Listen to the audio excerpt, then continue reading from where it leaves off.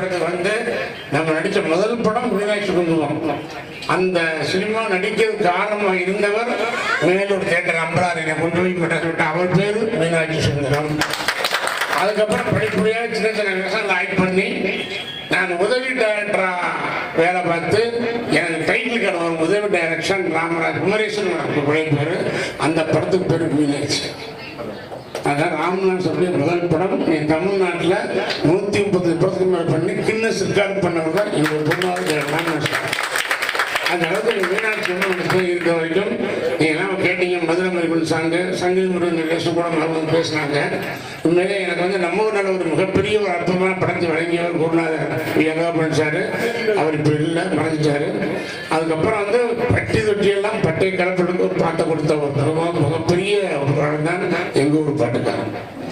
எனக்கு கதை கேட்டிங்கன்னா நாங்கள் இங்கே ஷூட்டிங் அறிமுகம் தங்கி ஷூட்டிங் டெய்லி போயிட்டு இருக்கோம். அப்போ பாட்டு வரல.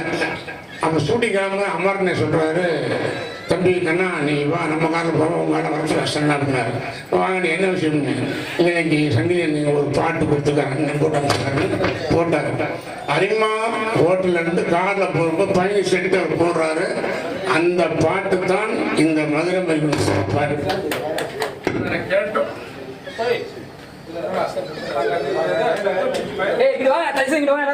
பாட்டை இங்கதான் கேட்டேன். மதுரை மதுரை பாட்டு சூப்பரா இருக்கு. போட்டா சரிசி பிடிச்சி போட்ட உடனே மதுரை மாதிரி கொஞ்சம் அங்கேயே இருக்கேன். அது மாதிரி எனக்கு வந்து இன்னைக்கும் தாய்மார்கள் எல்லோரும் பொதுமக்கள் அனைவரும் இன்னைக்கு நினைக்கிறாங்கன்னா வாழ்க்கையில மறக்க முடியாத இசையில அருமையான பாதை தந்த எங்க அண்ணன் இளையராஜா அவர்கள் இரண்டும் நான் மறக்க மாட்டேன். நான் பாடலாம் இது புகழ்ந்து வாழ்க்கையில் ஓடிக்கொண்டது.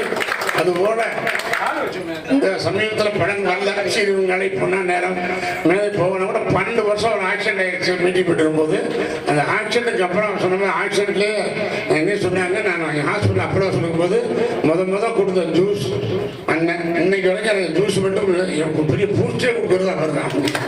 மறுபடியும் வந்தால் எனக்கு அவரே எல்லாமே உண்மையோட அவங்க பழகிறேன் பேசுகிறேன். ரொம்ப சந்தோஷம் எனக்கு உண்மையிலே.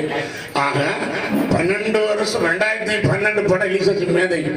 அதுலேருந்து 22 வரைக்கும் 10 வருஷம் ஒன்றுமே கிடையாது. 24 வந்த படம் கண்ணன் அவர்கள் நீங்கள் தொல்லைகள் போட்டுக்கீங்க. ஓட்டலுக்கு மட்டும் தொழில் இல்லை, கதை எழுதல வல்லவர், பாட்டு எழுதல வல்லவர், நடிப்பது வல்லவர், அத்தனை திறமைகளையும் கொண்டவர். அதனால இந்த நிகழ்ச்சியை ஏற்பாடு செஞ்சு இந்த மகளிர் தினத்தை கொண்டாடுறீங்க. அவர் எனக்கு நடிக்க வைக்கணும்னு சொல்லி டேரக்டராக ஒரு 2 சீன் அவருக்கு கொடுத்தேன். அவனை நடிக்க வச்ச சந்தோஷம் எனக்கு ரொம்ப சந்தோஷம்.